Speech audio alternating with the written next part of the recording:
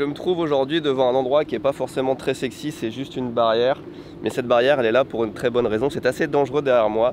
La falaise devant laquelle je me trouve, il y a 80 ans, quasiment jour pour jour, des centaines, voire des milliers de Japonais ont sauté et ont perdu la vie. Alors ils n'ont pas sauté parce qu'ils étaient en dépression, parce qu'ils n'étaient pas bien dans leur peau, parce qu'ils avaient perdu tout leur argent. Ils ont sauté par peur. Et c'est l'histoire que je vais vous raconter aujourd'hui. Et si je suis filmé en contre-plongée, c'est parce que mon caméraman a littéralement 7 ans. Bonjour. Bienvenue sur l'île de Saipan, une perle des Mariannes dans l'océan Pacifique. Au-delà de ses plages paradisiaques et de ses eaux cristallines, l'île cache une histoire sombre et tourmentée. En juin 1944, Saipan devient le théâtre d'une des batailles les plus sanglantes de la Seconde Guerre mondiale. Durant des semaines, des milliers de vies, tant américaines que japonaises, ont été sacrifiées sur ce sol. Les forces américaines, composées de la 2e et de la 4e division de Marines, ainsi que de la 27e division d'infanterie de l'armée, totalisaient environ 71 000 hommes. Ils attaquaient environ 30 000 soldats japonais qui étaient bien retranchés avec des bunkers, des tunnels et des fortifications naturelles. Les combats sont intenses et souvent au corps à corps. Les Japonais utilisent des tactiques de guérilla en exploitant le terrain accidenté à leur avantage, mais les forces américaines parviennent à les déloger après des jours de combats acharnés. Dans une tentative désespérée de repousser les forces américaines, le général Saito ordonne une attaque suicidaire de masse connue sous le nom de la charge Banzai. Environ 3000 soldats japonais participent à cette charge, l'une des plus grandes de la guerre du Pacifique, qui sera finalement repoussée par les Américains. La résistance japonaise sur Saipan prend fin officiellement le 9 juillet 1944. Les pertes américaines sont lourdes, 3426 soldats tués et 13 099 blessés. Les pertes japonaises sont encore plus sévères, avec environ 29 000 soldats tués et seulement 921 capturés, le reste ayant souvent choisi le suicide plutôt que la capture. Des milliers de civils japonais se suicident également. Je me trouve devant la Suicide Cliff, où des centaines de soldats et surtout des civils japonais, poussés par le désespoir, se sont jetés dans le vide, préférant la mort à la capture par l'ennemi. Puisqu'on est dans le cadre d'une vidéo historique, j'aimerais prendre quelques secondes pour vous présenter un service qui peut-être vous intéressera, en tout cas qui nous concerne tous. MyHeritage, c'est un site qui permet à chacun d'entre nous de plonger directement dans notre passé en allant chercher toute l'histoire de nos ancêtres pour faire un arbre généalogique. Je vous en avais parlé la dernière fois et en quelques clics, on avait réussi à faire cet arbre déjà assez complet parce que MyHeritage, ils ont des milliards de documents qu'ils ont accumulés dans le monde entier. Ça peut être des actes de naissance, de décès, de mariage, etc. Ça, c'était le travail qu'on a fait il y a quelques semaines, mais à chaque fois que vous revenez sur le site, il y a des nouveautés. Tu vois, il y a eu pas mal de nouvelles correspondances en lien avec mon arbre généalogique. Michel Cordel, c'est l'arrière-grand-oncle de ma grand-mère. Il a une photo. Déjà, je vois qu'il est né à Kerling-les-Sierck, je ne connais pas du tout, et il a été domicilié aux USA. Il est parti dans le Kansas, éventuellement, si je passe dans le Kansas. J'ai un ancêtre qui est enterré là-bas, dans ce cimetière. Putain, c'est au milieu de nulle part. Qu'est-ce qu'il foutait là? T'as vu, t'as tout l'arbre Cordel, en fait, qui du coup est rattaché au mien. Frank Cordel, Mike Cordel, et ils sont tous enterrés là-bas. Après, c'est pas le seul service du site. Il y a plein de choses différentes, notamment toute une partie photo. On a le mariage de Mike Cordel, et ces photos-là, c'est possible grâce au site de les traiter ou de les animer. Il y a plein de choses à faire. Je regarde sublimer. Oh, ça marche tellement bien. Et vas-y, on va essayer de coloriser. Oh, et qu'est-ce que ça fait si je les anime? Elle se demande ce qu'elle fout là. Je viens de vous donner un petit aperçu de ce que peut faire MyHeritage. Après, fouiller sur le site, vous allez voir, il y a plein d'options sympas. Vous avez bien évidemment un lien dans la description si le service vous intéresse. Et en plus, vous avez 2 semaines d'essai gratuit avec toutes les fonctions qui sont débloquées. Donc, essayez. On retourne à la vidéo. Si on regarde là-bas au nord, on est à 2400 km des côtes du Japon. Et c'est pour ça que cette île était si précieuse, parce que déjà c'était un relais parfait entre le Japon et toute l'Asie du sud-est que maîtrisait le Japon pendant la guerre, mais aussi pour les Américains, pour les Alliés. C'était un avant-poste incroyable qui permettait d'envoyer des avions et de bombarder le Japon depuis ici. Et je n'ose même pas imaginer dans quel point de peur et de détresse tu dois être pour être là. On imagine des dizaines, voire des centaines de personnes à la queue leu en train de se jeter dans le vide. C'est impressionnant. Le lieu est magnifique, ceci dit. Il y a pire comme endroit pour mourir, je pense. Pendant la Seconde Guerre mondiale, les soldats japonais qui défendaient les îles du Pacifique se battaient jusqu'au dernier homme. Leur engagement était souvent motivé par un sens profond de l'honneur et de loyauté à l'empereur, Mais sur Saipan, l'histoire est différente. Plus de 30 000 soldats japonais et environ 20 000 civils se trouvaient sur l'île. Ici, la bataille ne se résumait pas à une question d'honneur, mais plutôt à une peur dévastatrice. La peur d'être capturé, torturé ou violé par l'ennemi. C'est cette terreur qui a poussé des centaines de Japonais, hommes, femmes et enfants, à se jeter du haut des falaises de Banzai et Suicide Cliff. Des 30 000 soldats japonais, moins de 1000 ont survécu, et parmi les 20 000 civils, des milliers ont également péri, laissant à leur place des mémoriaux silencieux, imprégnés de douleur et de souvenirs. On a ici toute une rangée de tombes qui font face à la mer. Ce sont des tombes japonaises en hommage aux gens qui ont sauté ici. J'arrive près de la mer et je me retrouve au sommet d'une deuxième falaise qui s'appelle Banzai Cliff, et d'ici ont sauté encore plus de personnes. Alors on n'a pas de chiffre exact, on parle en centaines voire en milliers parce que c'est très difficile de... Déjà c'était la guerre, hein. Les gens mouraient un petit peu partout, il y a eu 3 semaines d'assaut sur l'île. Il y en a qui se sont tués à la grenade, en s'égorgeant, en se pendant, et plein de gens ont sauté. Évidemment dans l'eau comme ça on ne retrouve pas tous les corps non plus, et puis les gens surtout avaient autre chose à foutre que de compter les corps à cette période là de l'histoire. Mais sans aucun doute c'est un des plus grands suicides de masse, sinon sûrement le plus grand suicide de masse de l'histoire humaine qui a eu lieu ici. Pour comprendre la tragédie de Saipan, il est crucial de se pencher sur le rôle destructeur de la propagande japonaise durant la Seconde Guerre mondiale. La propagande impériale décrivait les Américains comme des monstres impitoyables. Des histoires horrifiantes étaient répandues, affirmant que les soldats américains faisaient subir les pires sévices à leurs prisonniers avant de les massacrer sans pitié. Ces mensonges étaient destinés aussi bien à renforcer la résistance qu'à dissuader la défection. Les Américains attaquant avec une puissance extraordinaire, il était indispensable pour les généraux japonais que chaque homme se batte jusqu'à son dernier souffle pour compenser l'écart de force. Sur l'île de Saipan, cette propagande a eu des conséquences dévastatrices. Convaincus que la capture par les forces américaines serait pire que la mort, des centaines de Japonais se sont tournés vers une solution désespérée. Les récits des survivants parlent de familles entières qui se sont tenues la main avant de faire le saut ultime. The women with babies, they went up the cliffs. There's really rocky cliffs, high, at least 90 feet. And they would take the kids, little kids up, and they would hold them and jump off. And it was really, really sad. Mm-hmm. So I didn't like that, but we had an announcer with the bullhorn telling the Japanese women, "Don't jump, don't jump. We're not going to hurt you." And, but they jumped anyway.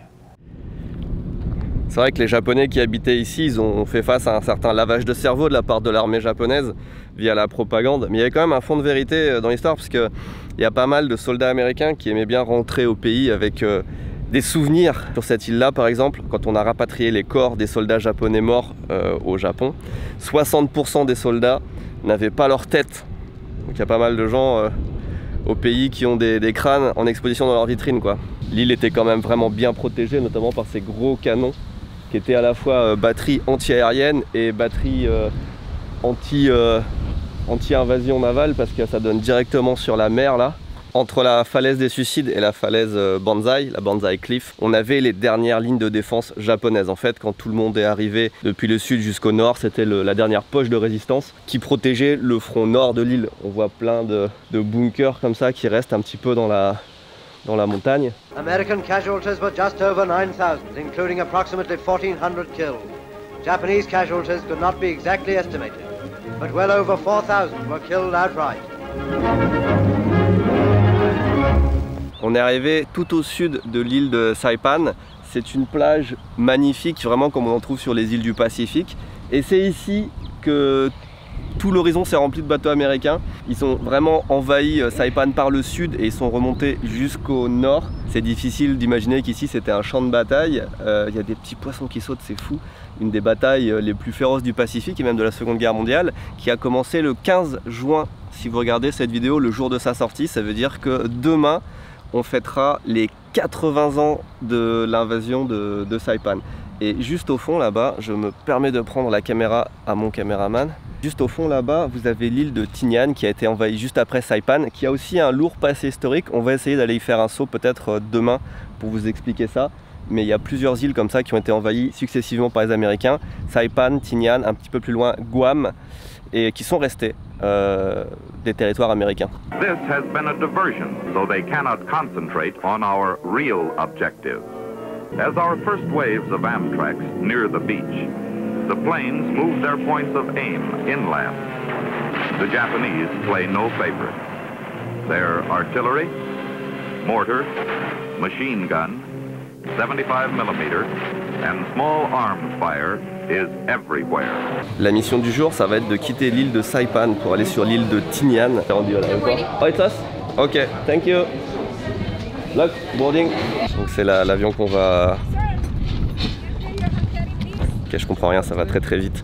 Welcome aboard, everybody. My name's Alex. I'll be your pilot for today's short half to Tinian. Once more, seatbelts on, stays on, no smoking, no beetle. In the case of fire emergency, that door to our right, door back left. On seat backs, have the left fasten, we'll hand out. If you have any questions, don't worry about the door, I'll close and open it. Vraiment, on a posé la voiture, on a pris un billet d'avion pour Tinian, et même pas 5 minutes après, on était dans l'avion. Donc il n'y a pas de calendrier de machin de départ, c'est vraiment, t'as des clients qui arrivent, boum boum boum.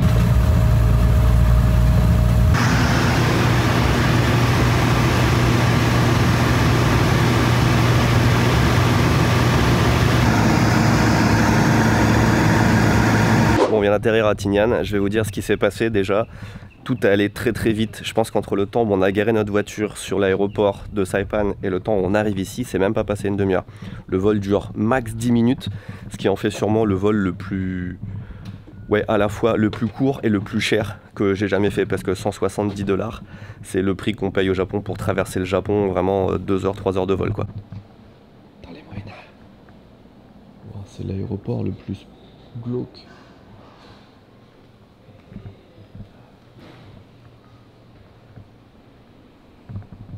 Look, 出口探して。どうやって出るの探して。うちじゃない。どうぞ。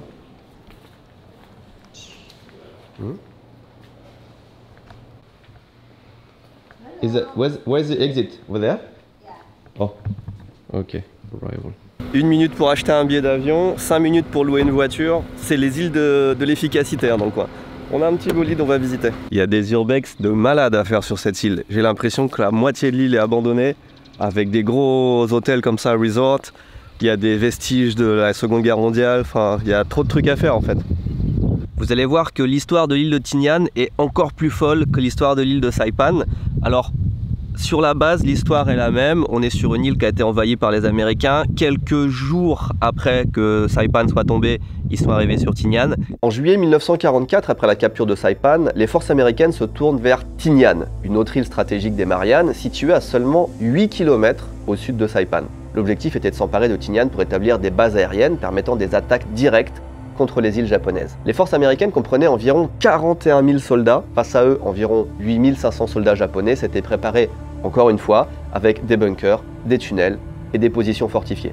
Après une semaine de combats intenses, le 1er août 1944, les forces américaines déclarent officiellement la fin des opérations de combat organisées sur Tinian. Les Japonais se sont encore une fois battus jusqu'au dernier, et des 8 500 soldats défendant l'île, seuls 252 survivent. Encore une fois, beaucoup choisissent le suicide à la capture, et aussi des 15 000 civils habitant l'île, plusieurs milliers périssent également, soit durant les combats, soit en se jetant encore une fois dans le vide. On est encore une fois devant une falaise du suicide, un Suicide Cliff. C'est un schéma qui s'est beaucoup répété pendant la Seconde Guerre mondiale sur à peu près toutes les îles qui étaient tenues par les Japonais. Donc là aussi, des centaines de personnes se sont ôtées la vie en se jetant dans le vide, que ce soit des derniers soldats qui restaient ou des civils. Mais c'est pas ça l'histoire que je vais vous raconter aujourd'hui, parce qu'il y a encore plus sur l'île de Tinian. Ça ressemble beaucoup à l'île de Saipan, dans le sens où on a beaucoup de tombes japonaises qui sont dédiées aux personnes qui se sont ôtées la vie ici. Et on a toute une montagne en haut avec plein d'ouvertures qui donnent sur la mer, où on imagine qu'il y avait plein de défenses japonaises. Les dernières défenses qui sont tombées, j'imagine, durant l'attaque.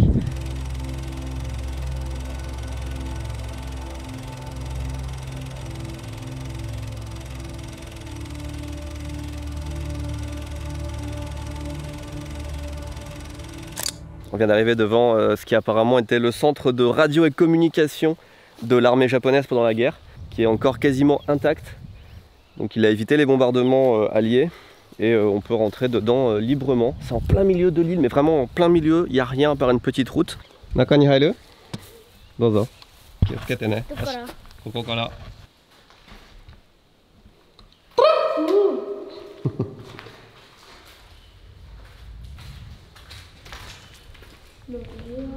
上にも行けるね。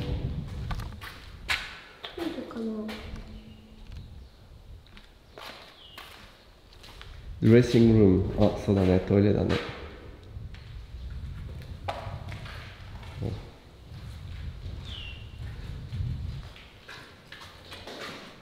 En fait, le bâtiment était hyper résistant. Hein. C'est pas le bâtiment secrétariat de base, c'est vraiment un bâtiment pour temps de guerre. Et même 80 années après, il montre pas de signe de faiblesse. Hein. Oh, Mite. Tu me connais? Quel rio? Boum.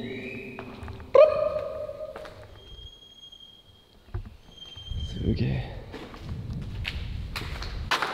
めっちゃすごい。何？めっちゃすごい。何が？廃墟。大きくて学校みたい。うん、学校みたいか。すごいね。ここは行かない方がいいよ。見て、楽。さっきここを踏んだでしょ？見て、こういうもの。わかる？これ。ここを踏んだら病気になるよ。わかる？怪我するし病気になる。だって古いじゃん。ラッコの辺に洞窟があるんだけど探して。右か左だね。見て。いや、こういう色のマーカーあるでしょ？マーカーあるじゃん。この色覚えててね、道迷ったらね。見た？これ。La chaleur est insoutenable, chaleur et humidité. Je sais pas combien il fait parce que j'ai pas internet, mais la voiture me disait tout à l'heure 93 degrés Fahrenheit. J'imagine qu'on est à 30 et quelques. Ressenti 70. Merci.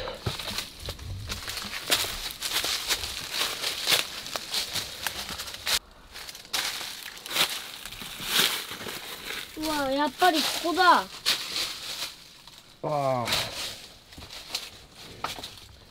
これだけ？え、それだけ？嘘でしょ？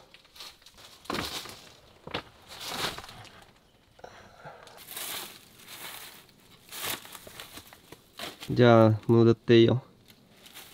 頭気をつけて。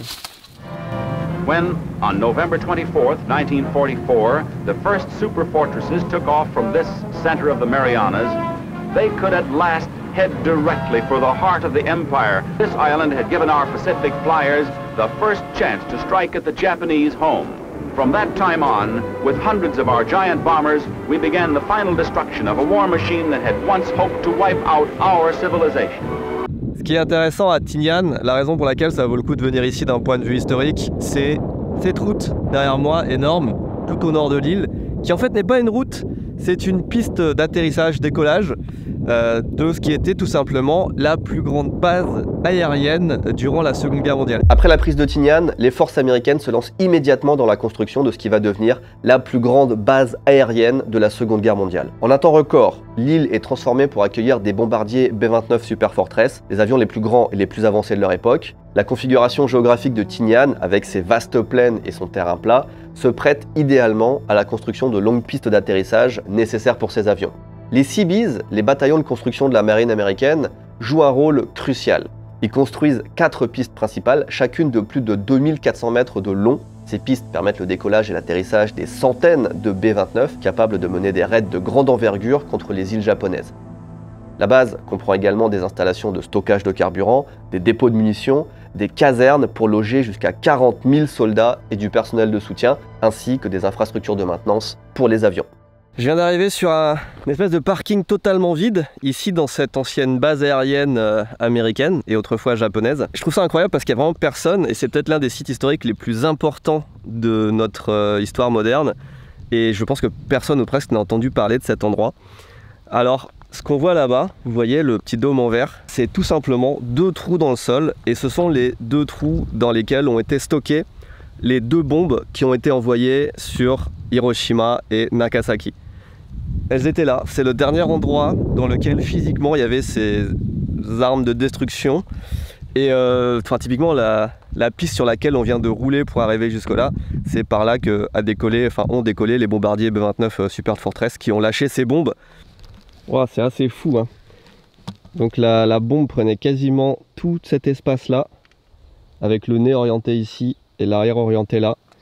C'était à peu près la moitié de ça en termes d'espace, mais un peu plus même. Donc quasiment tout l'espace, hein. C'est énorme, hein. En fait c'est le loading pit. C'est d'ici que les bombes ont directement été chargées dans les avions, donc c'est le dernier endroit où physiquement elles ont été avant d'accomplir leur mission.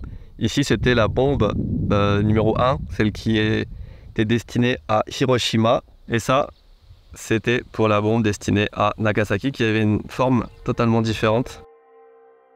L'importance de Tinian culmine avec 2 missions historiques en août 1945. C'est de cette base que décollent les bombardiers B-29 Enola Gay et Boxcar, transportant respectivement les bombes atomiques Little Boy et Fat Man. Ces bombes sont larguées sur les villes de Hiroshima le 6 août et Nagasaki le 9 août, entraînant des destructions massives et jouant un rôle déterminant dans la fin de la guerre. Plus que ça, c'est d'ici également qu'ont décollé les bombardiers qui ont lancé les raids incendiaires sur toutes les villes japonaises, notamment celui sur Tokyo, qui a condamné près de 100 000 civils.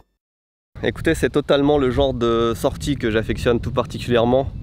Voyager, pas pour aller sur une plage, mais pour en apprendre un petit peu plus. Je me dis que c'est incroyable que s'il n'y avait pas eu en quelque sorte Pearl Harbor, eh ben, il y a un monde dans lequel cette île et l'île sur laquelle on était hier seraient encore des îles japonaises, tout comme les îles qui ont été reprises par la Russie, etc.